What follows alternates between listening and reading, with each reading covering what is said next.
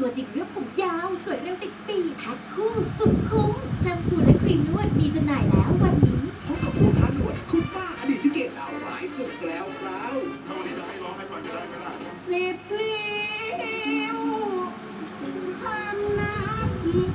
ช่องวัน31ของสวพรก็สรพิษมาราธอนให้คุณได้รับชมเต็มอิ่มตั้งแต่ตอนแรกจนถึงตอนจบกันอีกครั้งในวันเสาร์ที่11และวันอาทิตย์ที่12เมษายนนี้ตั้งแต่เวลา 10:15 นาทีเป็นต้นไป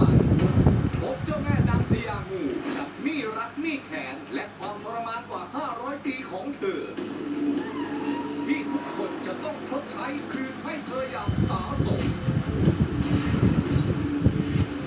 ห้ามพลาดละครอสรพิษมาราธอนรับชมตั้งแต่ตอนแรกจนถึงตอนจบกันอีกครั้งในวันเสาร์ที่11และวันอาทิตย์ที่12อย่าลืมติดตามชมละครอสรพิษมาราธอนทางช่องวัน31ด้วยนะคะเบปซี่ซัมเมอร์ซ่าลุ้นโชว์มูลค่า10 ล้านบาทและลุ้นทุกสัปดาห์กว่า 20,000 รางวัลรวมอัปรีถึง 24 เมษายนนี้แจกแล้ว BMW